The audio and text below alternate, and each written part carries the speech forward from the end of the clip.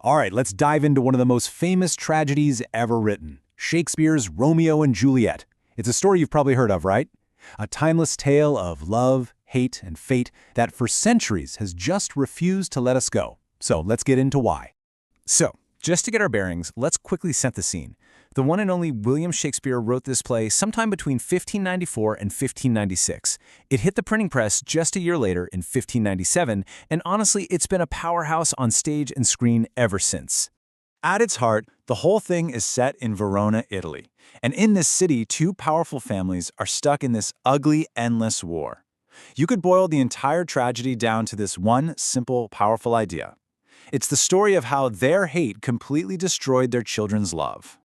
Okay, so let's start with what the play calls that ancient grudge, because we're not talking about a simple disagreement here. This is a deep generational hatred that has basically poisoned the entire city and sets the stage for everything bad that's about to happen.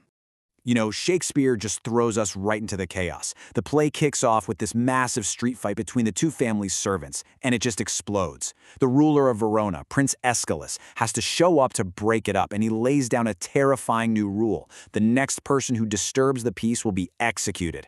The stakes are immediately incredibly high. All right, so let's get a look at the key players in this drama. On one side, you have House Montague and our leading man, the passionate Romeo. On the other side, you've got House Capulet, with our Juliet, her super-aggressive cousin Tybalt, and her loyal nurse. And then you have this group caught in the middle, the neutral parties. People like the friar who wants peace, the prince who has to enforce it, Romeo's hilarious friend Mercutio, and this guy Paris, who's supposed to marry Juliet. But, out of all this public fighting and hate, a private and incredibly dangerous love story is about to catch fire. So, we first meet Romeo when he's completely heartbroken over some girl named Rosalind. His friends convinced him to crash a Capulet party to get his mind off her. Well, the plan works a little too well. The second he sees Juliet, it's like Rosalind never even existed. It's instant, it's overwhelming, it is classic love at first sight. Later that same night, Romeo literally risks his life to sneak onto her property, which leads us to that iconic balcony scene. This is where they find out the awful truth. His last name is Montague, hers is Capulet. They're enemies. But here's the crazy part. Instead of pulling them apart, that danger just seems to pour gasoline on the fire. Their connection is so intense, they decide right there and then to get married in secret. Romeo runs to his mentor, Friar Laurence, who is, understandably shocked by this sudden turn of events. But the friar sees a tiny glimmer of hope in all this madness. He agrees to marry them, making this huge gamble that their marriage could be the one thing powerful enough to finally end their family's terrible feud. That hope, however, is about to be completely extinguished. This is the moment the play pivots hard, from a romance to a tragedy. One single fateful duel is about to change everyone's lives forever. And that's really the central puzzle of the play, isn't it? A marriage is supposed to create peace, to bring people together. So how did this one unleash so much destruction? How did it all go so terribly wrong? Well, it starts when Juliet's cousin, the hot-headed Tybalt, challenges Romeo to a duel. But Romeo refuses to fight. He can't. Tybalt is his family now, though nobody else knows it. Romeo's best friend, Mercutio, sees this as cowardice and steps in to fight Tybalt himself. And in that fight, Tybalt kills him. And as he's dying, Mercutio says probably the most famous line in the whole play. He doesn't just blame the Capulets. He looks at everyone and curses both families for their pointless hate. A plague o' both your houses. It's like a prophecy for all the horror that's about to unfold.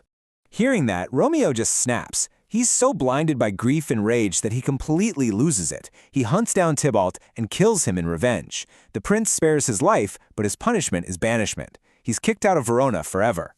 For two kids who just got married, being separated like that is a fate even worse than death. This banishment just sends everything into a downward spiral. We're now in the final, catastrophic act of the play. With Romeo gone, things get desperate, and a desperate plan is hatched. One that is so risky, it feels doomed from the start. Okay, so a frantic Juliet runs to Friar Laurence, and he comes up with this wild four-step plan. Step 1, Juliet will drink a potion to fake her own death. Step 2, her grieving family will place her in their tomb. Step 3, meanwhile, the friar will send a letter to Romeo explaining everything. Step 4, Romeo will come rescue her and they'll run away together. I mean, what could possibly go wrong? Well, the timing for one. The whole plan hinges on this very specific detail. The potion will make Juliet appear dead for exactly 42 hours. This creates a razor-thin margin for error. Every single piece of the puzzle has to fall into place perfectly. And here it is, the fatal flaw. The one thing that couldn't happen, happens. Because of a twist of fate, an outbreak of the plague, the friar's messenger is quarantined. The letter explaining the whole plan, never reaches Romeo. So the news that does reach Romeo is the public news, the wrong news. Someone tells him that his beloved Juliet has died, and with no reason to doubt it, he believes his entire world has just ended. Driven by a grief that's just all-consuming, Romeo buys a vial of poison and races back to Verona. At the tomb, he's confronted by Paris, and he kills him. He gets to Juliet, gives her one last kiss, drinks the poison, and dies right beside her. And then, just moments later, Juliet starts to wake up. She sees her dead husband. Refusing to live a single second without him, she takes his dagger and ends her own life. The discovery of their bodies finally brings the whole tragic secret out into the open. And when they're confronted with the ultimate price of their hatred, the lives of their own children, the shattered Montague and Capulet families finally agree to make peace. Their feud is over, but look at what it cost. And that leaves us with the play's final haunting question. What really doomed Romeo and Juliet? Was it a destiny written in the stars that they had no control over?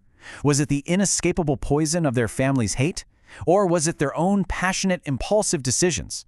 Shakespeare, of course, gives us no easy answers, leaving us to wrestle with that question ourselves.